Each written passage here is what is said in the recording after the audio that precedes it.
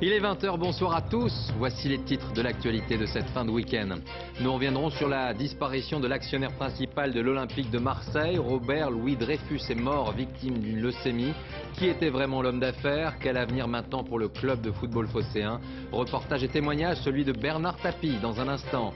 La politique, résultat attendu dans ce journal des élections municipales d'Hénin-Beaumont. Le Front National reconnaît depuis quelques minutes sa défaite face au candidat d'hiver gauche. Nous irons sur place dans un instant. Enquête ce soir sur un incroyable mensonge. Un GI qui a toujours prétendu avoir été largué au-dessus de Saint-Mère-l'Église le 6 juin 1944 n'aurait en fait jamais été parachutiste. En Normandie, dans le village, vous le verrez, tout le monde le connaît. Aujourd'hui, on s'interroge. Un dimanche de sport avec une finale mythique aujourd'hui sur le central de Wimbledon. Roger Federer entre dans la légende, vous le verrez. Et puis retour sur l'étape du jour du Tour de France, victoire au sprint aujourd'hui de Cavendish. Enfin le cinéma avec comme chaque semaine le box-office et puis la sortie mercredi de Public Enemy, film de Michael Mann qui revient sur la légende de John Dillinger. À l'affiche Johnny Depp et puis Marion Cotillard. Merci d'être avec nous. Robert Louis Dreyfus est donc mort hier en fin de journée. Il avait 63 ans et souffrait d'une leucémie. Robert Louis Dreyfus était un homme d'affaires à la réussite insolente. Il a dirigé entre autres le groupe Adidas et il avait une passion, le sport. C'est ce qui l'a conduit à prendre la direction de l'Olympique de Marseille, un club dans lequel il investira beaucoup d'argent, près de 220 millions d'euros. Une disparition qui suscite de l'émotion dans la cité phocéenne, mais aussi une question. Quel sera l'avenir du club? On voit tout cela avec Manuel Tissier. Mort à Zurich, pleuré à Marseille. Robert Louis Dreyfus n'avait pas que des supporters près du Vieux-Port. Mais aujourd'hui, la ville est un peu orpheline. L'OM n'a plus de patron. C'est un peu le choc parce que c'est vrai qu'on s'y attendait pas, même si on savait que M. Dreyfus était malade. Il restera quand même dans le cœur des Marseillais, c'est évident, parce qu'il faut se rappeler quand même que quand il a pris l'OM, lui, il était un petit peu au fond du gouffre. La fortune personnelle de Robert Louis Dreyfus est estimée à plus d'1 milliard d'euros. Héritier d'une dynastie industrielle, il devient en 2007 l'actionnaire principal d'un empire aux multiples ramifications. Céréales, énergie, téléphonie, transport maritime, le groupe Louis Dreyfus pèse 20 milliards de dollars et emploie 10 000 salariés. Mais RLD a diversifié ses activités, notamment en reprenant Adidas, un vrai capitaine d'industrie. C'était un homme unique dans le monde du business mondial, très anticonformiste, très singulier. Que les gens avaient un peu de mal à le comprendre des fois dans ses réactions ou à Marseille, mais c'est parce qu'il était d'une immense timidité. Mécène de Marseille, Robert Louis Dreyfus a dépensé plus de 200 millions d'euros pour le club de son cœur. Fin 96, maillot de l'OM sur le dos, il est aux côtés du maire Jean-Claude Gaudin. Mais en 12 ans, il n'a récolté qu'une coupe intertoto et 10 mois de prison avec sursis. Condamné pour des transferts illicites, Louis Dreyfus reste aux commandes malgré la colère des tribunes qui lui reprochent l'absence de titre majeur. La ville ne peut que lui être reconnaissante. C'est un grand monsieur de l'industrie. Vous savez, je ne regrette pas de l'avoir sollicité il y a 12 ans pour qu'il prenne l'Olympique de Marseille. Où va l'OM sans son patron? Le club ne fait pas partie du groupe Louis Dreyfus. RLD a financé en nom propre son développement et son nouveau centre de formation. Aujourd'hui, la famille coupe court aux rumeurs de revente. Conformément à sa volonté et à son action, ses héritiers auront à cœur de poursuivre l'œuvre engagée par Robert Louis Dreyfus. Le nouveau président délégué, lui, a rejoint tout à l'heure ses joueurs en stage à Évian. Eux ne s'expriment pas, lui se veut rassurant. Le club gagne de l'argent depuis plusieurs années. Il ne s'agit pas de le présenter comme un club qui est entièrement suspendu aux bonnes volontés de mécènes, Robert Louis Dreyfus ou de qui que ce soit d'autre. Le président et les joueurs promettent une grande saison pour honorer la mémoire de Robert Louis Dreyfus. Une autre histoire commence. Autre témoignage ce soir, celui de l'ancien patron de l'OM, Bernard Tapie. Il connaissait bien Robert Louis Dreyfus. Il a défendu son travail pour le club phocéen et il le fait encore ce soir. Voici sa réaction, propos recueillis cet après-midi par téléphone par Christophe Tortora. Écoutez. Une réaction de grande tristesse parce que c'est quelqu'un que j'aimais beaucoup. Puis de libération quand même, parce qu'il subissait vraiment des effets de sa maladie qui devenaient de plus en plus difficiles. Deuxième réaction, quand même, je ne peux pas ne pas être un peu écœuré par les réactions des gens qui aujourd'hui se précipitent pour le combler de fleurs, alors qu'au moment des histoires des comptes de l'OM, personne n'a pu, avec un peu de courage, venir expliquer que c'était scandaleux de le condamner d'abord des choses qu'il n'avait pas faites, et puis pour un abus de biens pour quelqu'un qui a mis 150 millions d'euros, c'est quand même un peu écœurant. Comment est-ce que vous voyez l'avenir du club? Bon, la mort l'a pas prise par surprise, il a donc pris les dispositions avec les gens de qualité pour que les choses se passent pour le mieux dans l'intérêt du club, tel qu'il le voulait d'ailleurs. Hein. Vous voyez rejouer un rôle dans ce club un jour peut-être? Non, il faudrait vraiment que ce soit un besoin ou une nécessité. Alors, ce qui n'est pas le cas, il y a beaucoup de gens qui sont capables de faire ce qu'il fallait. Autre actualité ce dimanche soir, et elle est politique. On attendait les résultats du second tour de l'élection municipale d'Hénin-Beaumont. La liste Front National avait pris largement la tête la semaine dernière, mais elle semble reconnaître ce soir sa défaite face au candidat d'hiver gauche. On va vérifier tout cela avec notre envoyé spécial Thierry Curtet. Bonsoir Thierry. Alors, dispose-t-on de résultats définitifs ou d'estimations ? Laurent, non, nous n'avons pas encore les résultats définitifs. Il ne devrait pas tarder à tomber. Il ne reste plus qu'un ou deux bureaux à dépouiller. Mais le Front National, l'état-major ici à Hénin-Beaumont, reconnaissait il y a quelques minutes qu'il ne dirigerait pas la ville d'Hénin-Beaumont. Il faut pourtant rappeler un petit peu l'histoire. Le Front National n'a jamais été aussi haut lors du premier tour. Près de 40% des voix. Il était alors porté par l'emprisonnement du maire pour détournement de fonds publics, par les divisions de la gauche, par les difficultés économiques de la ville, et c'est peut-être justement ces difficultés économiques qui ont empêché le Front National de continuer à progresser. Du côté de l'état-major du Front, on estime que certains électeurs frontistes ont eu peur que la ville soit isolée, ostracisée dans cette région, ce département, cette communauté de communes qui sont majoritairement dirigées par la gauche. Un certain nombre d'électeurs frontistes ont eu peur que la ville d'Hénin-Beaumont soit privée de subventions, et cette ville d'Hénin-Beaumont a bien besoin de ces subventions. Ces arguments ont été largement développés par la liste d'hiver gauche, et justement, il semble qu'elle l'emporte ce soir et que le Front National ait l'intention de déposer un recours contre Daniel Duquesne pour justement avoir employé ces arguments tout à fait en fin de campagne. Merci Thierry, on vous retrouvera un peu plus tard dans ce journal. Justice maintenant avec le verdict et la condamnation hier soir par la cour d'assises de Dordogne de ce psychiatre qui était soupçonné du viol de 4 patientes. Eh bien les jurés l'ont reconnu coupable et ils l'ont condamné à 12 ans de prison. Aurélia Guimin. Entouré de ses soutiens, le docteur Cosculuela espérait sans doute encore à cet instant sortir libre de la cour d'assises. Les jurés en ont décidé autrement. Ils l'ont reconnu coupable de viol sur 4 de ses patientes. Des victimes soulagées à l'énoncé du verdict. Je voudrais simplement que les femmes qui subissent la même chose puissent le dénoncer. Voilà, c'est tout. Décrit par l'accusation comme un violeur en série, utilisant la manipulation mentale pour assouvir des besoins sexuels, le psychiatre écope de 12 ans de prison et d'une interdiction définitive d'exercer la médecine, malgré ses dénégations totales depuis 13 ans.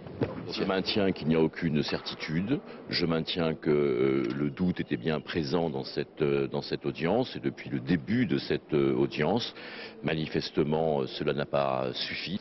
Immédiatement incarcéré à l'issue de l'audience, l'accusé a d'ores et déjà annoncé son intention de faire appel. En bref, sachez que le signal des boîtes noires de l'Airbus A310 de Yéménia a été détecté. Une information capitale pour les recherches sur place, mais les autorités françaises ont fait savoir qu'il faudra encore plusieurs jours avant de les localiser. À l'étranger, en images de fortes inondations nazies. Tout d'abord au Vietnam, 30 personnes ont perdu la vie dans le nord du pays. Et cela après de très fortes précipitations et la montée des eaux. Des inondations qui touchent également la Chine. La région la plus touchée est celle de Guangxi. Il y aurait au moins 20 morts et près de 700 000 personnes ont dû être évacuées. En Italie, la terre a tremblé il y a 48 heures dans la région de l'Aquila, dans les Abruzzes. C'est là-bas, vous vous en souvenez, qu'un terrible séisme en avril dernier avait fait près de 300 morts. Eh bien, Silvio Berlusconi a choisi de recevoir les membres du G8 sur place ce mercredi. Un rendez-vous symbolique, voyant comment la population qui tente de se reconstruire perçoit l'événement. Sur place, Philippe Visserias et Karine Guillaumin. Ce sont les mêmes scènes de désolation qu'il y a 3 mois, les mêmes voitures écrabouillées. Dans les rues dévastées du centre de l'Aquila, rien n'a changé. Pour rentrer chez eux, les réfugiés doivent toujours être accompagnés de pompiers. Ce couple de professeurs est venu chercher quelques biens, les livres surtout. Pour eux, l'espoir de revenir vivre ici dans cet appartement s'éloigne de jour en jour. La terre continue de trembler et donc on ne peut pas faire de travaux. L'Aquila est encore une ville fantôme, son centre-ville toujours interdit au public. Seule la présence des pompiers rompt ce silence oppressant. Maison par maison, ils consolident les murs, testent leur résistance. Un travail harassant. Comme Fabrizio, 24 000 réfugiés vivent toujours sous la tente. La chaleur le jour, le froid la nuit, les orages. Cette pièce unique où doit vivre toute la famille, les enfants malades. Il a de la fièvre. Dans quelques jours, les grands de ce monde présents pour le G8 pourraient venir visiter leur camp. Moi, je n'ai pas envie qu'un chef d'État vienne dans ma tente. J'ai plutôt envie d'aller m'installer chez lui jusqu'à ce qu'on me rende ma maison. À quelques kilomètres de là, le contraste est saisissant. On prépare le G8. Sur un vieux terrain d'aviation à moitié abandonné a surgi un aéroport moderne. Les exercices s'enchaînent. On simule l'arrivée des personnalités. Ici, Barack Obama et Silvio Berlusconi. Tous les chefs d'État et de gouvernement ont promis qu'ils dormiront dans cette caserne de la police financière italienne. Même le président américain qui logera dans un immeuble comme celui-ci. Un cadre plutôt austère, loin des fastes habituels des sommets internationaux. Les chefs d'État qui dormiront dans cette caserne devront s'habituer aux secousses sismiques que l'on ressent ici pratiquement tous les jours. Prudents, les pompiers italiens ont déjà effectué un exercice d'évacuation. En Grande-Bretagne, on s'interroge sur cette affaire ainsi. Si vous vouliez tout savoir de la vie de famille du patron des services secrets de Sa Majesté, il vous suffisait, il y a quelques heures encore, de consulter la page Facebook mise en ligne par son épouse. Une gaffe dont le MI6 se serait bien passé. Renaud Bernard. Comme ambassadeur de Grande-Bretagne à l'ONU, on l'appelle seulement Sir John Sawers. Mais cet automne, il sera Mr. C. C'est le nom de code du patron du MI6.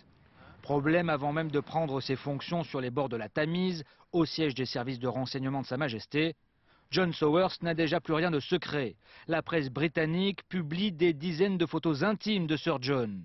Fêtes de famille, souvenirs de vacances, il y a même la liste de ses fréquentations et son adresse personnelle à Londres. Ces informations confidentielles, c'est l'épouse de Sir John qui les a postées sur Internet pour ses amis. Pour un homme de l'ombre, ça fait désordre. Le gouvernement essaye de dédramatiser. Le chef du MI6 qui va nager, waouh, ça c'est passionnant. Ça n'est pas un secret d'État, ça n'est pas un secret d'État qu'il porte des maillots de marque Speedo. Pour l'amour de Dieu, cessons de faire les gamins.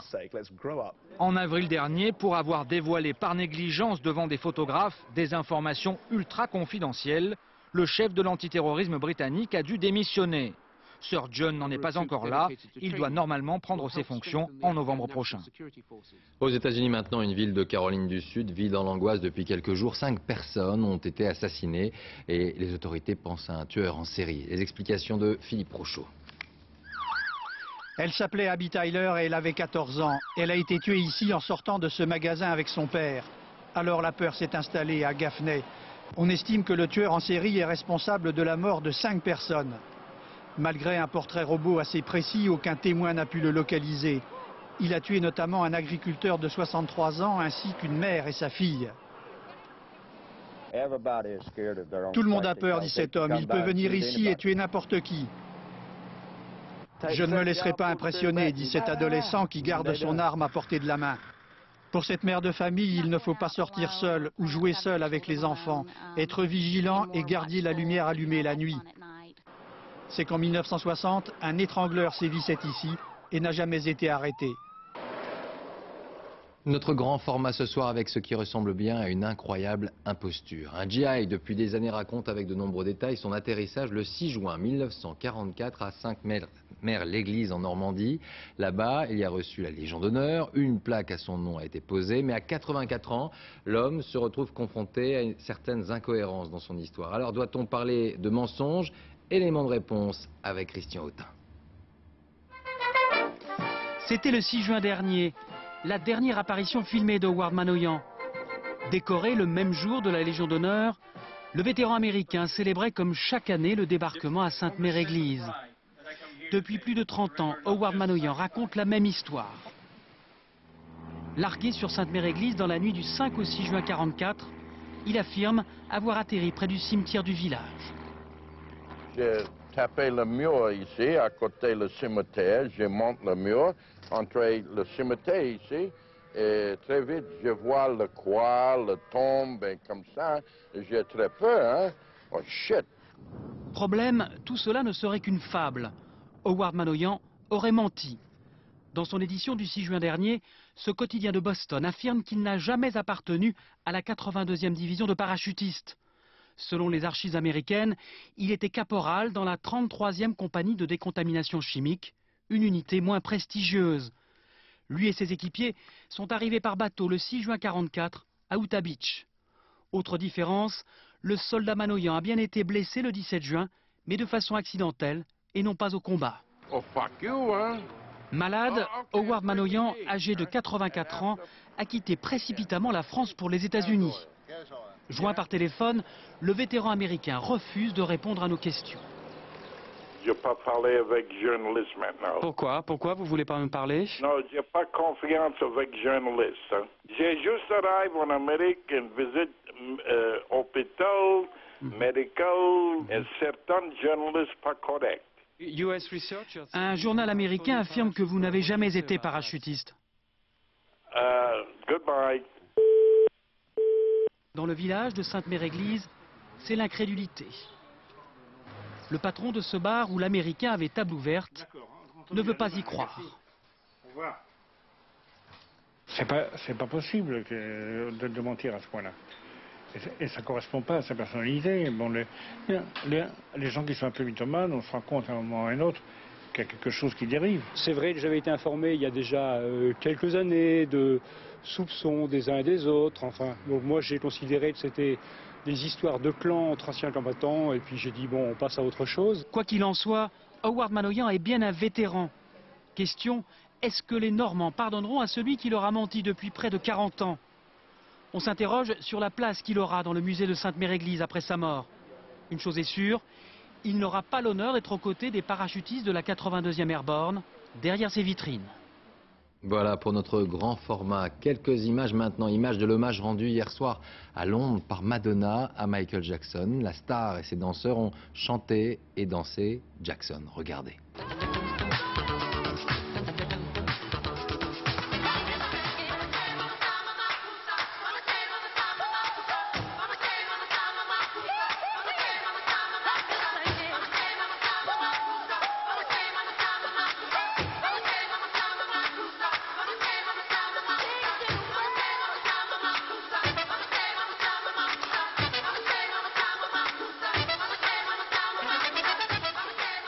Et sachez que c'est dans cette salle justement que la pop star devait se produire lors de sa tournée. On va prendre la direction de Los Angeles. Maintenant, on sait que la cérémonie en forme d'hommage aura donc le mardi. C'est une loterie qui attribuera les 17 500 places environ disponibles. Bonsoir Alain de Chalvron. Alors est-ce que le programme reste toujours aussi mystérieux autour des obsèques de la star ? Oui, c'est toujours le mystère et ça commence à énerver un tantinet les dizaines de chaînes de télévision qui vont retransmettre l'événement mais qui ne savent tout simplement pas ce qu'elles vont diffuser. Est-ce que ça va être un hommage funèbre classique à l'américaine avec des discours, des chants religieux, ou est-ce que ce sera un hommage musical? Ça semblerait plus de circonstances. Mais alors, qui se produira? Tout le Gotha de la pop du monde entier doit être volontaire pour venir ici, mais qui sera sélectionné? Alors, la sœur de Michael Jackson, Janet, probablement, Diana Ross, qui était tellement intime qu'il l'a inscrite sur son testament pour garder ses enfants en cas de mort de sa mère, vraisemblablement. On ne sait pas non plus quel sera l'aspect religieux de la cérémonie, on ne sait même pas quelle était la religion de Michael Jackson. On sait qu'il a été élevé dans les Témoins de Jéhovah, c'était la religion familiale, mais certains disent qu'il aurait été attiré par l'islam au cours de son séjour au Moyen-Orient ces dernières années. Mystère encore, là encore. Alors on ne sait pas non plus si le corps de Michael Jackson sera là, on ne sait pas quand il sera enterré, etc. Ce ne sont que des mystères, alors qu'on est tout de même à moins de 48 heures de l'événement. Merci Alain pour tous ces mystères et sachez que la cérémonie sera retransmise en direct mardi sur France 2 lors d'une émission spéciale à partir de 18h50. Il est 20h17, à suivre dans la deuxième partie de ce journal. La crise qui touche l'un des grands noms de la couture française. Christian Lacroix témoigne dans un instant, sa maison est en redressement judiciaire. Le sport, les résultats, un match exceptionnel en finale de Wimbledon entre Roddick et Federer. Et puis les coulisses du Tour, pourquoi les villes se battent pour être l'une des étapes de la grande boucle. Enfin, la page cinéma, avec le box-office, c'est la sortie cette semaine du dernier film de Michael Mann, Public Enemies, avec Johnny Depp et Marion Cotillard. Mais avant cela, la bataille du travail le dimanche est relancée. La question sera abordée dès mardi à l'Assemblée avec les présentations de la loi. Et il s'agit tout de même du 4e texte en seulement quelques mois. Un sujet politique qui brûle donc les doigts au sein même de la majorité. Alors quelle est la réforme envisagée? Explication Yves Ginca et Lionel Langlade. Ouvert, fermé. Fermé, ouvert. Le dimanche, sur les Champs-Élysées, les passants n'y comprennent rien. Vous comprenez? Non. Honnêtement, non, je trouve qu'on devrait laisser le choix. Je comprends pas du tout. Parce que c'est l'un de mes préférés, donc c'est bizarre qu'il soit fermé un dimanche. Explication, l'avenue parisienne est classée zone touristique. Du coup, le dimanche, seules les boutiques liées au sport ou aux loisirs ont le droit d'ouvrir. Pour simplifier la situation, la future loi devrait autoriser l'ouverture de tous les commerces le dimanche dans les 523 zones et communes touristiques de France. Au total, 150 000 salariés sont concernés. Pour ce magasin, c'est une bonne nouvelle. Jusqu'à présent, il ne pouvait ouvrir que 5 dimanches par an. Si la loi permet d'ouvrir tous les dimanches, personnellement, je suis pour. On a aujourd'hui une clientèle très touristique, puisque ça représente approximativement 60% de nos clients. Et ces clients demandent à avoir une ouverture sur la journée du dimanche. Problème, le texte de loi ne prévoit aucune garantie pour les salariés, ni volontariat, ni majoration salariale, ce qui fait bondir les syndicats. Rien n'est garanti. Et la majorité UMP actuelle refuse l'inclusion d'amendements qui rendraient obligatoire pour l'ensemble des formes de commerce la majoration et le volontariat. Mardi, la proposition de loi devrait être examinée à l'Assemblée avec un débat houleux en perspective. Économie toujours avec la crise qui touche donc la maison Lacroix. Estelle Collin et Olivier Robert ont rencontré le couturier qui est sous le choc depuis quelques semaines. Il a tout simplement découvert que son entreprise, dont il n'est pas le propriétaire mais le représentant, se retrouve en liquidation judiciaire. Regardez. Ouais. C'est une première dans l'histoire de la couture, un défilé d'où ne devrait découler aucune commande de riches clientes. Mais Christian Lacroix est un mercenaire et pas question pour lui de rendre les armes. Mais c'est vrai aussi qu'on a essayé de me dire qu'il fallait pas faire ce défilé, que c'était mon petit ego que je voulais satisfaire. Moi, franchement, c'est pour que justice soit rendue à des gens qui, depuis 22 ans, ont donné le meilleur de leur savoir-faire. À mon nom, bien sûr, mais au métier, à la mode. Aujourd'hui, les actionnaires désertent le navire, mais pas les 125 employés toujours à ses côtés. Même soutien du côté des fournisseurs. Ces artisans très fragilisés ont malgré tout, bien que pas payés depuis des saisons, accepté pour l'honneur, pour la beauté du geste, de nous accompagner avec, pas munificence, mais presque en me disant mais non, il faut faire, je dis bon, il faut quand même être un petit peu humble dans une période comme celle-là. Non, non, non, il faut montrer ce que nous avons fait. Coloriste, poète, le talent de ce natif d'Arles a fait l'effet d'une bombe fin 80. Quand Bernard Arnault, numéro 1 du luxe, cède ce bolide de course, les coutures craquent vite. L'union entre Lacroix et son nouvel actionnaire n'a duré que 4 ans. Marketing, licence, formatage, ce mariage forcé n'a rien donné. On est une maison de couture à 200%. Ce que je veux dire, c'est qu'on n'est pas une marque. On est une maison. Une maison, on est une griffe, mais une griffe de couture, et que toutes les expériences heureuses ou malheureuses qu'on a pu faire depuis 22 ans maintenant ont toutes démontré que la couture était incontournable. Christian Lacroix est né avec l'arrivée de la finance dans la mode. Il se retrouve aujourd'hui en péril à cause de la finance. On ignore même si après le défilé de mardi, un repreneur poussera la porte. Le sport avec le Tour de France et la victoire sous le soleil au sprint du Britannique Cavendish qui remporte la 2e étape entre Monaco et Brignoles. Fabian Cancellara conserve son maillot jaune. Coup de projecteur maintenant sur une ville étape du Tour. Vous allez comprendre pourquoi Brignoles s'est battu pour obtenir ce privilège. Chaque année, il y a 250 villes candidates et peu d'élus. Les retombées économiques, vous allez le voir, sont immédiates. L'enquête est signée Romain Messi et Vincent Barral. Soyez les bienvenus sur le Tour. C'est le premier briefing en fait du Tour 2009. Le Tour, c'est son affaire. 25 ans que Jean-Louis installe tous les matins aux aurores la ligne d'arrivée de l'étape. Une énorme addition. La zone technique, c'est 5000 m², 120, 130 camions, 35 km de câbles et il faut garer environ 2000 véhicules.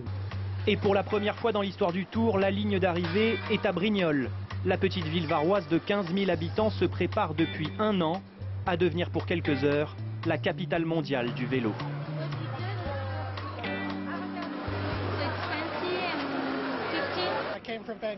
Je suis arrivé de Vancouver cette semaine.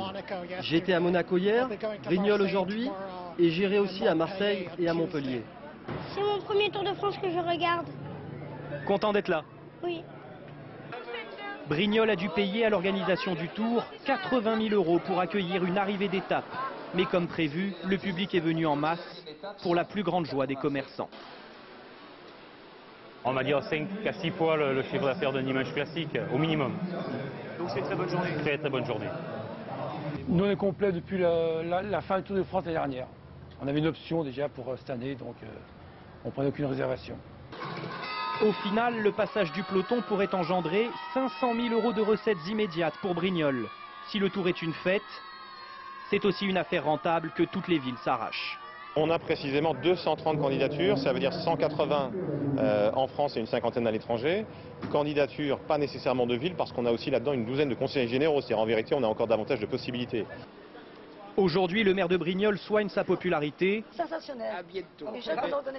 et pense déjà à toutes les retombées médiatiques. Les étrangers, même dans les coins les plus reculés de notre pays, vont connaître Brignoles et vont connaître ce qu'on y fait. Car grâce au Tour, Brignoles aura été cité plus d'une dizaine de fois en direct à la télé, sans compter 5 minutes d'images aériennes diffusées dans 180 pays. Bref, une carte postale planétaire qui fait de la ville l'autre vainqueur de l'étape. Le tennis avec un match exceptionnel cet après-midi en finale de Wimbledon, un match marathon et c'est finalement, comme souvent, Roger Federer qui en sort vainqueur. Il s'offre un record historique, celui du nombre de victoires en Grand Chelem. Florent Cotreau. Dans quelques années, nous pourrons dire à nos petits-enfants que nous avons vu jouer un jour de juillet 2009 une légende du tennis. Roger Federer détrône Pete Sampras en remportant à Wimbledon un 15e titre du Grand Chelem et le Suisse est entré dans l'histoire de son sport après un match exceptionnel contre Andy Roddick. Et pourtant l'Américain a tout donné, lui qui n'avait gagné que 2 fois en 20 rencontres contre le Suisse avant cette finale. Il remporte le premier set, 7-5. Federer a-t-il choisi le scénario? Sans doute pas. Pourtant, dans les 2 sets suivants, il attend le jeu décisif pour faire la différence. Federer mène 2-7-1. Il est l'acteur d'un film épique que ne renierait pas Woody Allen ou Russell Crowe.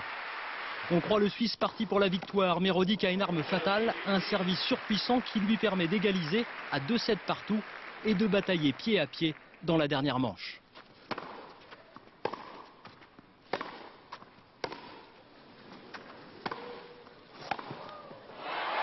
Et nous voilà partis pour un 5e set incroyable et interminable. Un set d'1h35, le plus long de l'histoire des finales de Grand Chelem.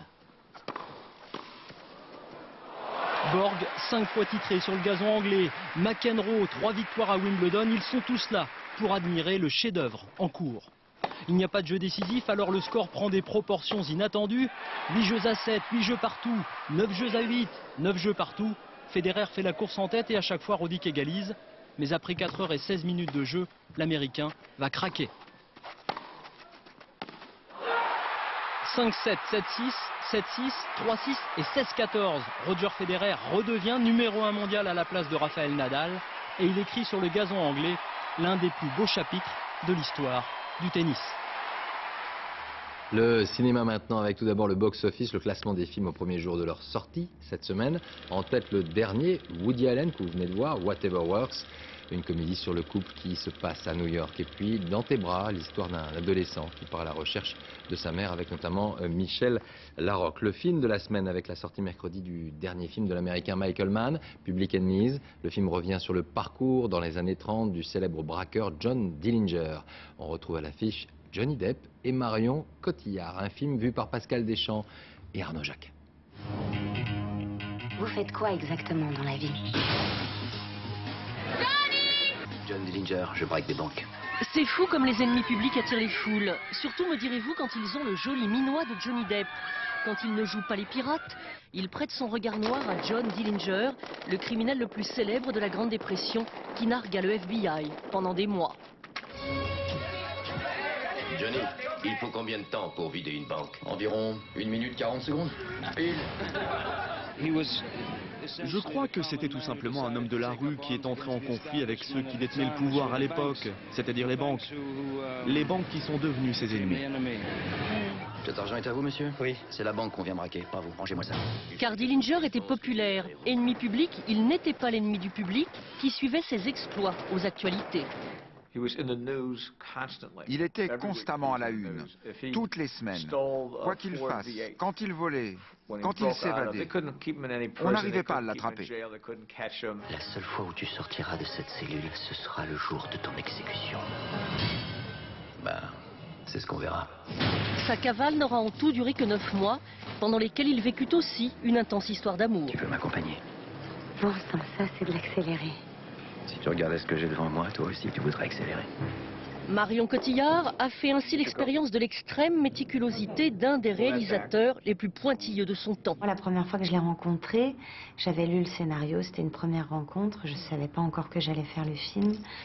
Et 1 heure après est arrivée à mon hôtel une boîte avec des films des années 30 que le personnage aurait pu voir, avec de la musique qu'elle aurait pu écouter, avec des livres, des renseignements sur l'Amérique des années 30.